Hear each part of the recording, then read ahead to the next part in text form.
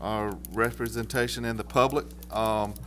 We talked about doing this through the process to keep an open dialogue between both boards and share information openly and in public for what's going on.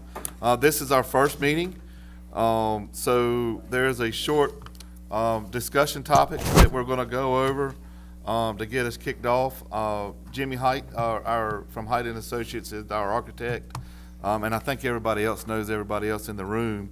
I would ask if you were a public person and have a question as we're going through these different topics, just kind of raise your hand, come to the front so we can get that asked. And if we don't have an answer for whatever the question may be, maybe we're not in that part of the process yet, or we're very early into the stages of planning and designing and doing different things. But if we're not in that part of the process, Mr. Height, Dr. Cheeseman, or one of our other commissioners or somebody else in the room may have that answer to that question. But I think we can keep everything out in the open. I know we can, and for what's going on and how it is. I would like to take notice right quick of we did frame the sign, have it on the wall over there for the $42 million that was awarded to us from the state lottery grant to work on this school.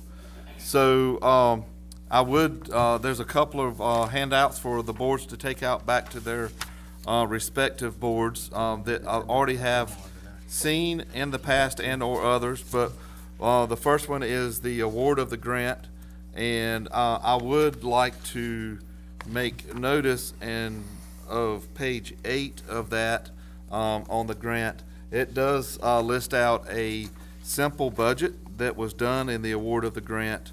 And this was an all-in budget that Jimmy Height and Associates also did.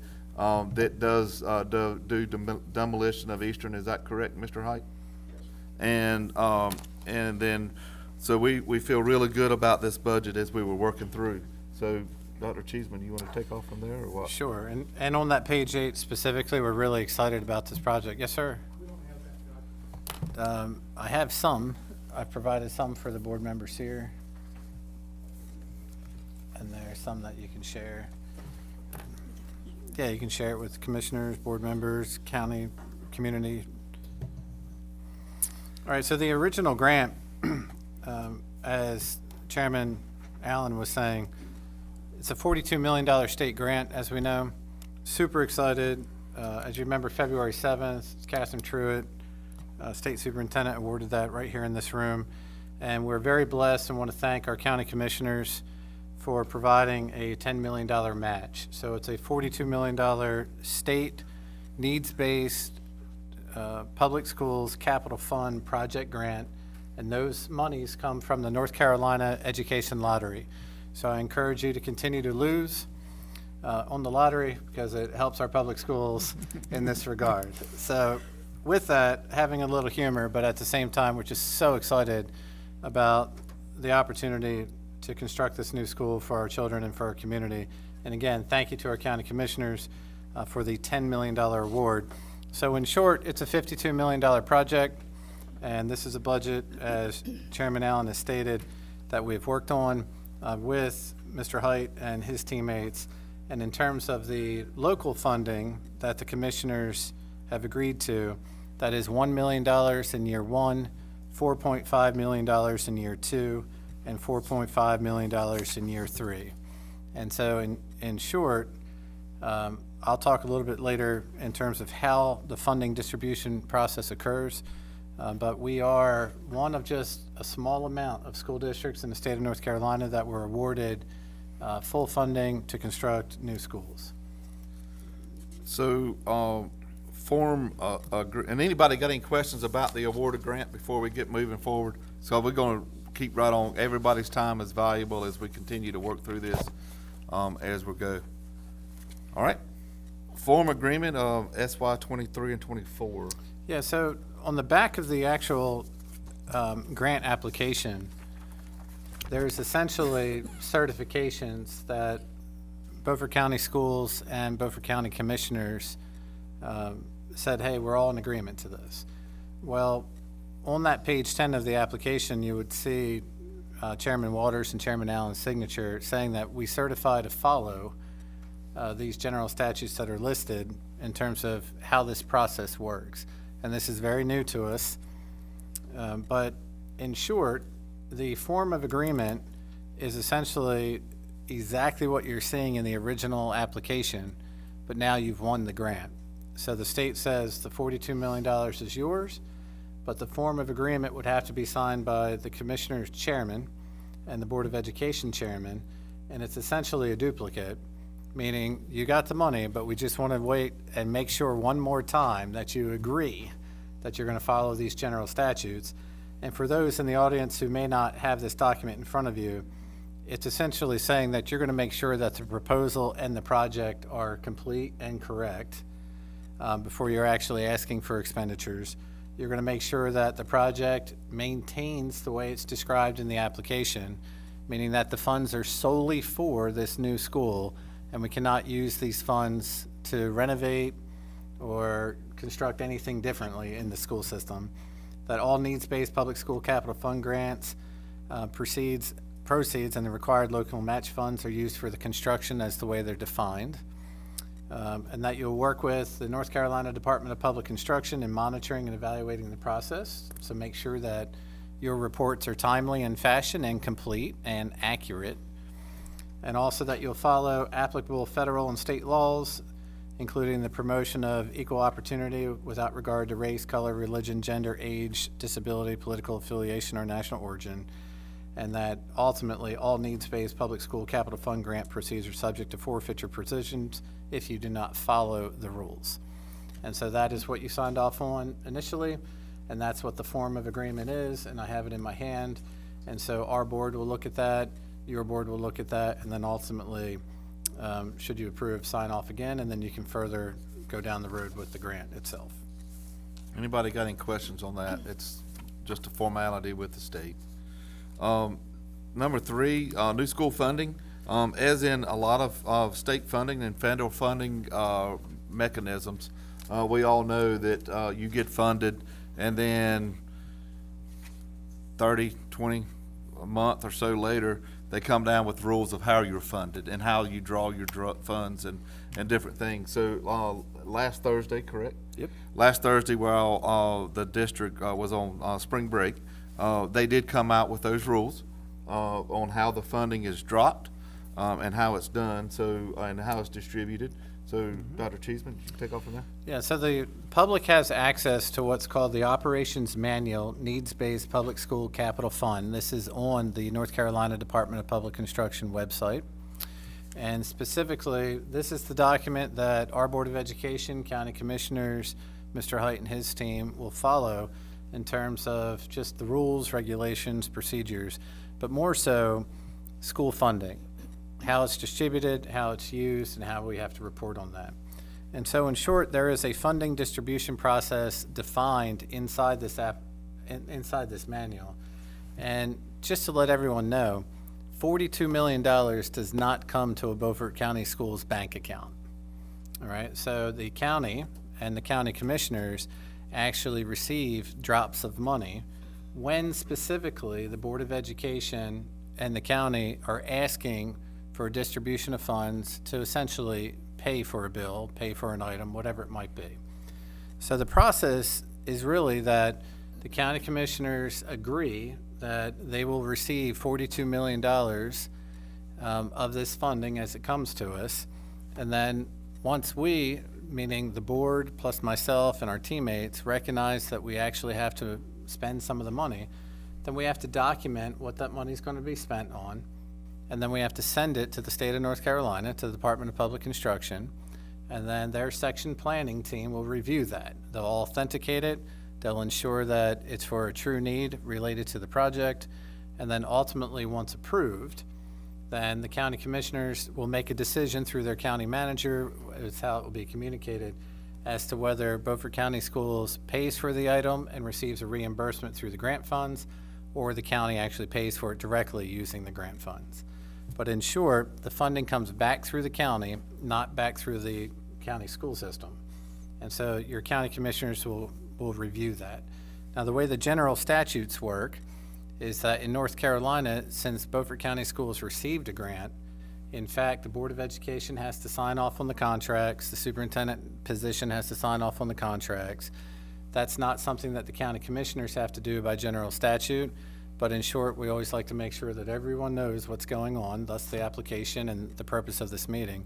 But anytime that there will be a funding distribution request, it will be in agreement with the county manager, finance officers, so we all know what's going on after the board has approved us to go ahead and send that request. And so it takes a little bit of time doing this, and I'm sure, Mr. Height, in your experience, you recognize it takes a little time. But in fact, it always allows people to follow the flow of the cash, flow of the money, and how the money is being used at any time. Anybody got a question on that one? Everybody looks at funds really closely, so, and we all do too. And again, it's the operations manual for the needs-based public school capital fund grant on the DPI website, but we'll make sure we put links on our website for this grant process so you can watch it. I may have a question on that. Can you come up here so you can sit, or grab the, Well, if you don't mind, I can speak loudly. all right, go ahead. Okay. Can everybody hear me? Yeah.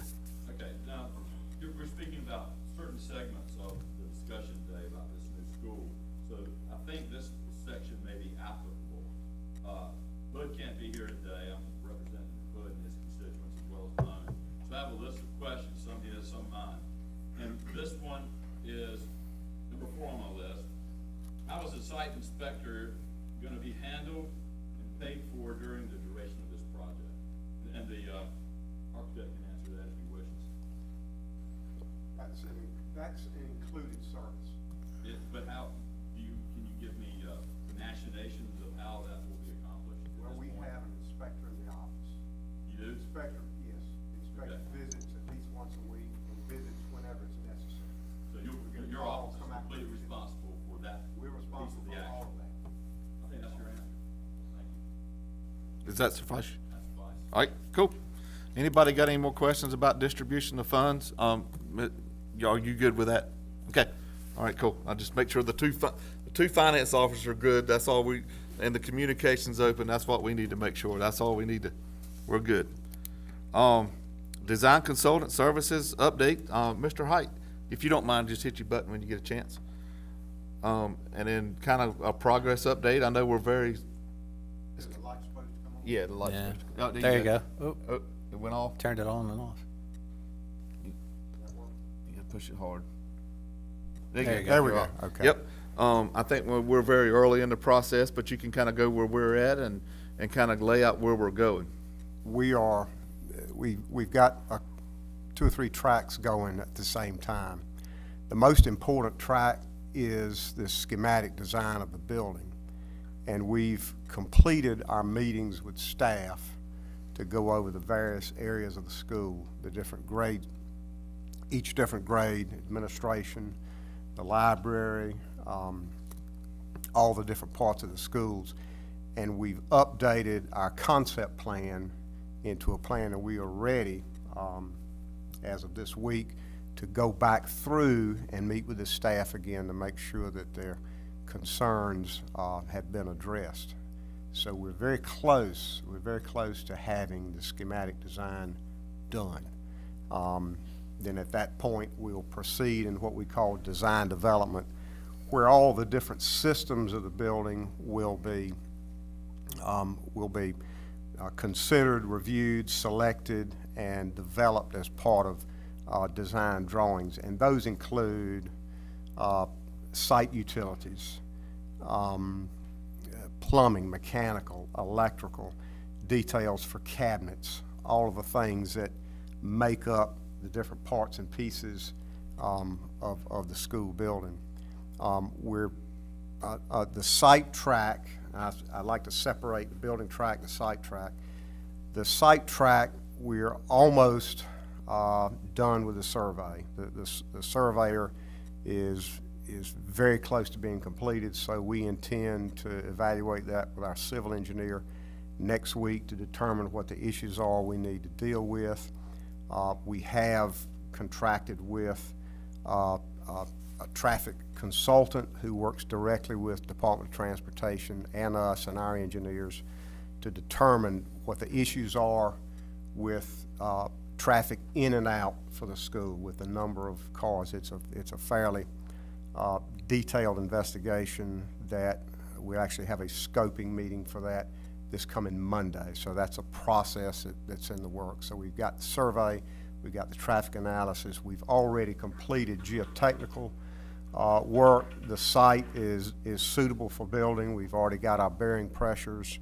And then, you know, over the next several weeks, we'll be developing both site and building plans, and hopefully be able to submit those on time to the various agencies. There are agencies for the building, there are agencies for the site. And that's where we are right now. Okay, that's where we are. And anybody got any questions for Mr. Height? State. I have just a few. You may, since your survey is almost done, I know a great concern of yours is a great concern of me and Wood Richardson as well. He's a civil engineer himself, probably, you know that. Yes. Our question is, what is the floor elevation of the constructed structure and the proposed location of the buildings? I'm gonna guess. I'm gonna guess it's probably gonna be about 8 or 9 or 10, 8 or 9 or 10? somewhere in the. It we- would definitely be outside the floodplain. Absolutely, absolutely, Okay. absolutely. Somewhere between 8, 9, and 10. Yes. Okay, very well. Okay, I have one question. Since you were talking about meeting with a consultant with the state, obviously to determine what the flow is for traffic so that more decisions can be made about pickup and drop-off. I want to ask, what is the feasibility for just one location for drop-off? The school is going to be so sprawling and large, and there'd be so many students. Is there any way possible to have more collection and drop-off points? I may be able to add to that one, if you don't mind. One of the new safety and security measures for Beaufort County and Beaufort County schools is to have the strength and number of entrances and exits for kids and for pedestrians. So we really try to make it as low amount of entrances and exits and control the flow as possible. And am I right in when I'm saying that to the board and everybody? Sure, from a safety and security standpoint, I've got an idea, that's why Sheriff Hammond's here in the Yep. meeting today. And- We've had a conversation, so they wanna know what the number of, Points of entry are, and we've had multiple discussions with Sheriff Hammonds to make sure that we can reduce our points of entry and exit, also to keep our buildings as secure as possible. So, and Jimmy, if you want to take off from there. So that's an interesting question, and we have I think a unique proposal that everybody seems to like, because we've got a population in the school that's very different from the other populations. We've got pre-K kids, and pre-K kids, you know, 4-year-olds, they need more time. They need some help getting out of the car, getting back in the car, and that can slow down a line. So we do want 2 points of entry, one for cars, one for buses, but we've developed some thoughts and a scheme that create a second drop-off point just for pre-K. And that they're still separated from the buses, but they join to the side entrance, so that K through 3 come in the front door, they've got their loop, they've got all the queuing they need, and we've got a considerable amount of queuing along the back access road, which is also needed for fire and EMS. That we wanted to do double duty at the end of it near the bus lot, so that we can drop the pre-K kids off, and they don't slow down the process, and they have a safer situation. I have one more question. I think it may be germane to this discussion, because you're gonna be handling the demolition, or at least arranging for the demolition of both of the buildings that would be torn down. And you've been aware of the budget. There's only, Wait a minute, clear that part up,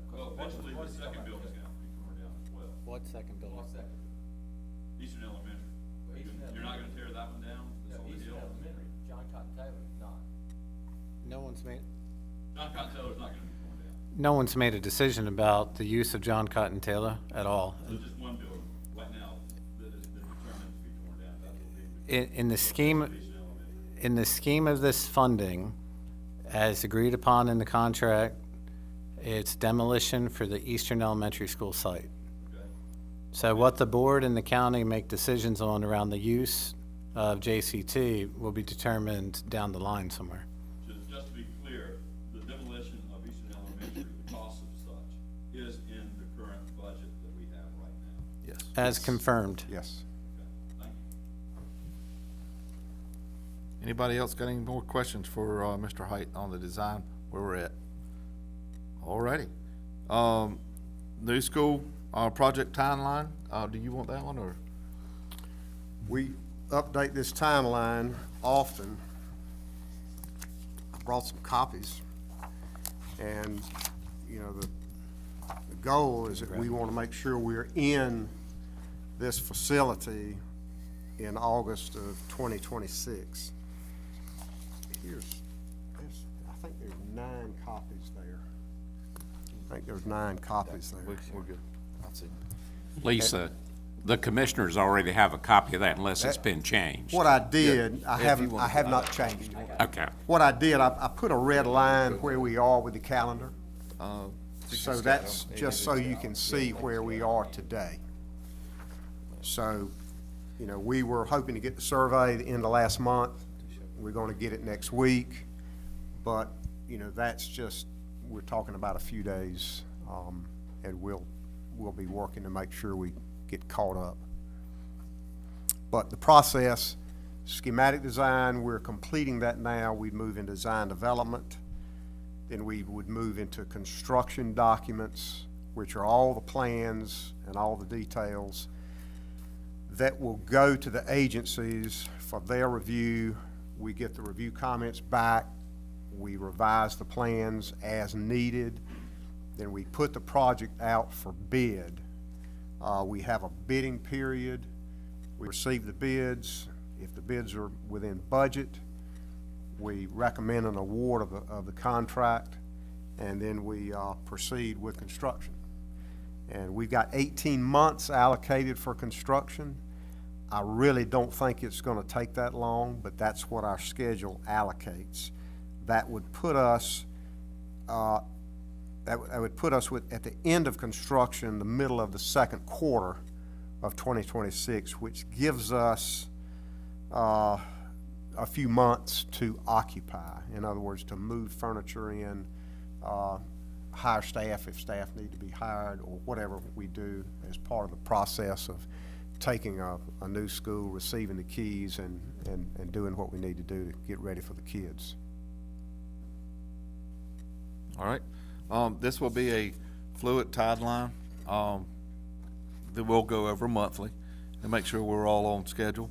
Or if the schedule has to move, I haven't done it, never done a construction process that we didn't have to move part of a timeline, no matter what. I know in my work, if you back an excavator off of a trailer, it's gonna rain.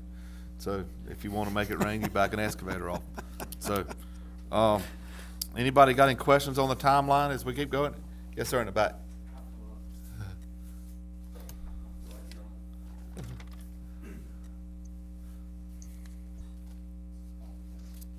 Yeah, tap it and make sure. It's on. Hello, my name is Wes Overman. Just for clarity, I work with the county, however, I'm just here as a member of the public today. Okay. Just wanted to bring a concern. This is my personal concern. I understand construction. I know timelines change. I understand space needs within facilities and stuff. But my son is a kindergartner at Eastern Elementary School right now. And looking at this timeline, I just have a concern that his class will attend 4 different schools in 4 different years with this current timeline. So I just wanted to raise the question of if there's anything that can be done to accommodate those kids in that class, and there may be other classes that affects as well, where they wouldn't have to change 4 different times in 4 different years. He'll be at Eastern for 1st grade, John Cotton Taylor for 2nd grade, new school for third grade and John Small for fourth grade. So just wanted to bring that point up if it's something that could be considered. Obviously, I know that probably is a hard thing to do, but just wanted to bring it to attention. Okay, all right, and thank you for your input. All righty, we're gonna move on to, Policy Code 9300 from the School Board Policy Code, naming of facilities, and Dr. Cheeseman, I think you got this one. Yeah, I want to thank Kristen Riddle, our PIO, who's already put this opportunity out into the public, seeking feedback from the public as to the naming of our new school. And essentially, just so everyone's aware, the Board of Education follows Policy Code 9300, which is naming facilities. In that code, it says that the board considers naming facilities to be a significant endeavor, since the name of a facility can reflect upon the student, staff, school system, and the community, and that the authority to name and/or rename schools rests with the Board of Education. And so schools will normally be named for townships, regions, or community characteristics, but the way the policy is designed is that the superintendent considers requests from school and community groups and individuals, and Ms. Riddle has set up an opportunity for people to make suggestions. I think we've had about 150 suggestions already, some using regional names, some using community names, some using names of people, names of loved one, whoever it might be. But in short, the process is that the superintendent essentially narrows that list and then brings a short list of names to the Board of Education for them to weigh in on, and it is the board that ultimately makes the decision. So the criteria, as well as some other factors, are typically relevant in identifying some potential names of schools, such as an extraordinary long-time service to the school system as a staff member, coach, Board of Education member, or volunteer. But in terms of that service time, a minimum of 20 years of service is required to be eligible. Also, active staff members, coaches, board members, or volunteers are not eligible based on the policy. Individuals so honored due to significant financial contribution, which is not the case since this is a $42 million needs-based public school grant. And then also any type of meritorious contributions to the school system, such as personal time, volunteer, significant leadership roles, remarkable contributions to the district, are also names of individuals who have done so that the board can consider. So it says the superintendent shall submit a recommended name or list of names to the board for approval, and that list of names in its first reading will come to the board on April 16th, which is next Tuesday night. So I'm very excited to look at that information as that site closes today. It's been posted for a month. So the board will start seeing some of those names as a first read next Tuesday, and then I'm sure they'll try to gather more information from there. All righty, and next steps, we're moving through this pretty easy and good. I know it's very infinite in what we're doing, so next steps, Jimmy Hike gave the next steps of where he's working towards. He gave a lot of them out there. Next steps, as far as county commissioners and our board is concerned, is the form that will go back to you and to our board for final approval and signing. Do anybody else know of any other next steps that we have pending that we need to take care of between all of us? Anybody? All right. I think we're good. Anybody got any final questions as we go forward? Like I said, Jimmy hit it all pretty well where he's at, and we gave a good budget timeline of what? Who's that? Mr. Deathridge. Mr. Deathridge. All right, go ahead. Okay, I just have two questions. Are the minutes being kept at this meeting? Right here, Right here, excellent. Ms. Duke, I will send a list of these questions to you, Lisa, and to our board clerk. to Ms. Duke.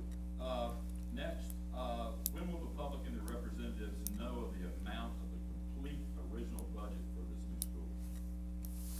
The original budget is actually defined in the application, and it's also defined, Page 8. Okay. I hit it right to start. I saw that, but that is the original budget. Well, that's the original sketched out budget for the, But when will we know the complete? and it's also, in phase? it's also defined in the contract with Height Associates.